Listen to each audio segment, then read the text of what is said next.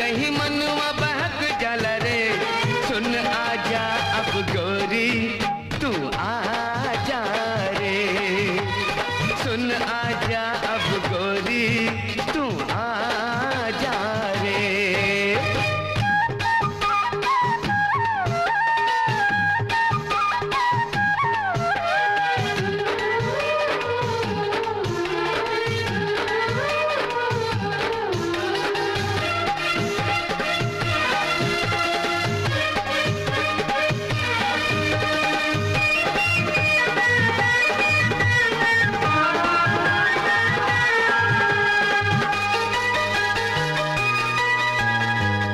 सजनी तू आके कंगना तू खनका के, पागल बनैलू हमके पायल तू छनका के।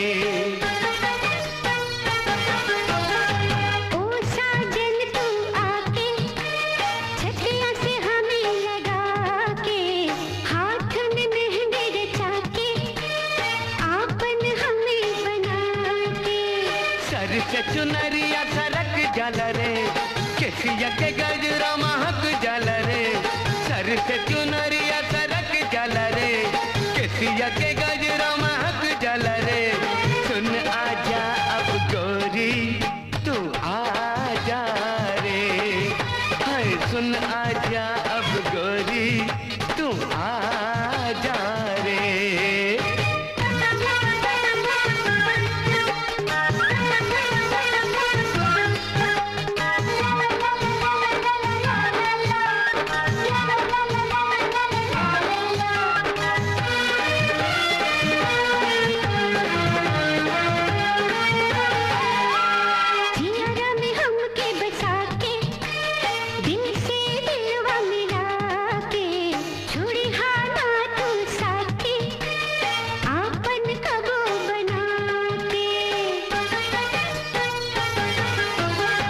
मंगिया में सेनुरा सजा के, दुल्हन तोह के बना के, ले जाइब हम साथी टोली में तोह के बिठा के।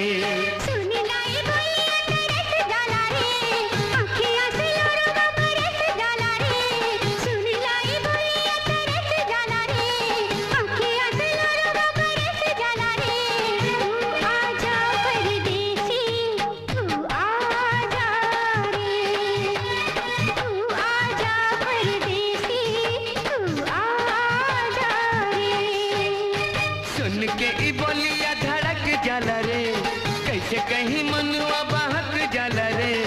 सुन के ई बोलिया धड़क जाला रे, कैसे कहीं मनुआ बहक जाला रे।